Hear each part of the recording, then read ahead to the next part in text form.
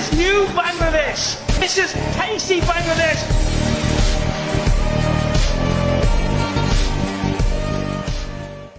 আপনার দৃষ্টিকোণ থেকে যেহেতু অনেক লড়াইয়ের পরে আমরা একটা দেশ পেলাম, সেটা তো এই অবশ্যই। বাংলাদেশটা কেমন চান আপনি?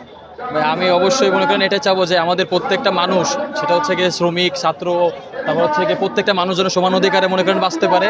এই যত সিন্ডিকেট দেখতেছেন এগুলো সব মনে করেন কালোবাজারি, তারপর হচ্ছে গিয়ে আপনার এই মানে আমাদের এই যে মনে করেন দেশ পরিচালনার ক্ষেত্রে যে মনে করেন একটা বিষয়বস্তু আছে এতদিন ধরে যাবো যেটা আমরা সাফার করতেছি, এই সাফারটার জন্য পরবর্তীতে কোনো রকমভাবে না থাকে। ইভেন আমরা এখন চাই সম্পূর্ণ সংস্কার মুক্ত এবং দুর্নীতিমুক্ত বাংলাদেশ, যাতে আমরা সুন্দরভাবে চলতে পারি এবং আমাদের দেশটা আরো উন্নত জায়গায় পৌঁছাতে পারি।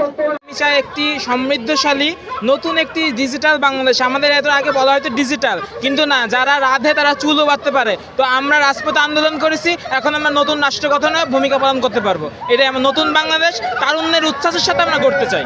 বৈষম্যহীন একটা দেশ চাই আমরা। এর আগে আন্দোলনটা করেছি বৈষম্য বিরোধী, এখন আমাদের হিন্দু মুসলিম একটা সংখ্যালঘু বলা হয়, সংখ্যালঘু বলে বাংলাদেশে কোনো কিছু নয়। আমরা সবাই মানুষ, মানুষের একটি সমৃদ্ধশালী উন্নয়নশীল রাষ্ট্র গঠন করতে চাই।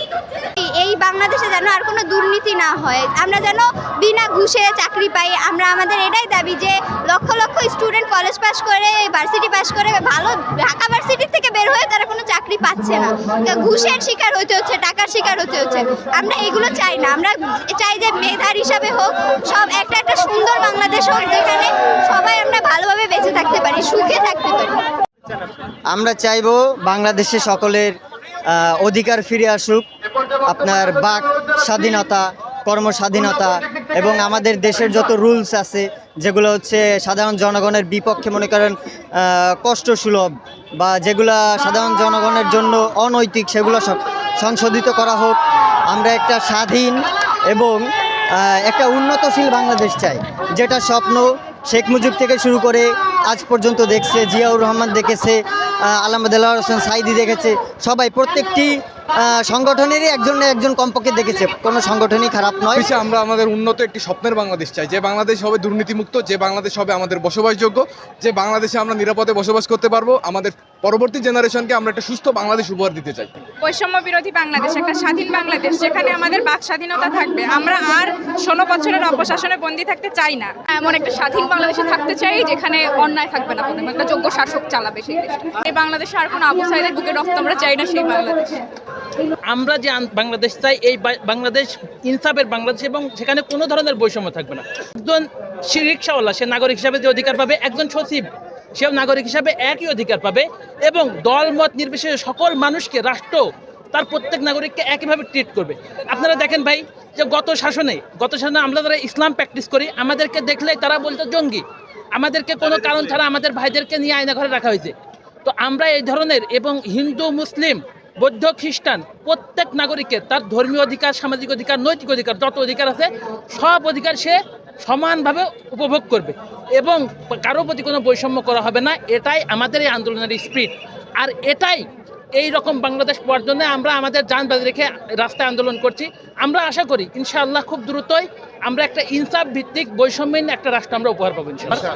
আওয়ামী লীগ সরকারের মতো কোনো সরকার আমরা আগামীতে চাই না, যে একজন আলেমের বিশ্বনন্দিত মুফাসসিরের কোরআনের জানাজায় আমরা যাইতে পারবো না, এমন বাংলাদেশ আমি আসলে চাই না। কোনো বৈষম্য থাকুক, যে সে একজন হুজুরের জন্য তার জন্য বৈষম্য সৃষ্টি করা হবে, বা ভিন্ন মতপার্থক্যর দল হলে তার জানাজা পর্যন্ত পড়তে দেওয়া হবে না, বা তার একটা শেষ আশা ছিল যে খুলনা দারুল কুরআন সিদ্দিকিয়া কামিল মাদ্রাসায় তার কবর দেওয়া হবে, তো তার সে আশাটাও পূরণ করা হয়নি। এই আওয়ামী লীগ সরকারের চেলা বা যে আওয়ামী লীগ সরকারের যে ফ্যাসিস্ট সরকারের যে সন্ত্রাসী বাহিনী ছিল, তারা তার মাদ্রাসার সামনে তাকে অপমান করার চেষ্টা করছিল বিভিন্ন স্লোগানের মাধ্যমে। তো এমন বৈষম্যপূর্ণ বাংলাদেশ আমি চাই না। আমরা চাই যেখানে কোনো প্রকার কোনো অন্যায়, অত্যাচার, দুর্নীতি থাকবে না, এবং যেখানে সবার অধিকার সমানভাবে নিশ্চিত হবে, এবং আমাদের মতো ইয়ং ছেলেপেলেরা যারা দাড়ি রাখার কারণে জঙ্গি অপবাদের দিয়ে যাদেরকে জেলে পুরে দেওয়া হয়, এই ধরনের সাধারণ নিরাপরাধ মুসলমানদেরকে যেন হ্যারাসমেন্টের শিকার না করা হয়, এটা আমরা চাই। আর সর্বোপরি দেশের সকল ধর্ম বর্ণ নির্বিশেষে সবার অধিকার যাতে সুনিশ্চিত করতে পারে, মানুষের নির্বিঘ্নে একদম কথা যাতে বলতে পারে তারা সবাই, কোনো ভয় ভীতি ছাড়াই যদি তারা তাদের মতামত দিতে পারে, মত প্রকাশের স্বাধীনতা আমরা যেটাকে বলি, সেটা যেন আমরা নিশ্চিত করতে পারি। এটাই হচ্ছে আমাদের আলটিমেট চাওয়া। দিন শেষে আমি চাই ভালো একজন আসুক, আমাদের ছাত্র সমাজ, আমরা অনেক কষ্ট করে আমরা রাজপথে আমরা নামছি, আমাদের অনেক ভাই বোন অনেক রক্ত দিছে। এখন আমরা চাই না যে এটা নিয়ে কোনো ঝামেলা হোক বা কিছু হোক। যেই বাংলাদেশে কোনো সিন্ডিকেট থাকবে না, যেই বাংলাদেশে আমরা স্বাধীন হয়ে ঘুরতে পারবো, আমাদের মত প্রকাশের স্বাধীনতা থাকবে, আমরা ইচ্ছা করলেই আমাদের মনের ভাব প্রকাশ করতে পারবো এবং আমাদেরকে রাত্রে বাড়ি ছাড়া হয়ে থাকতে হবে না।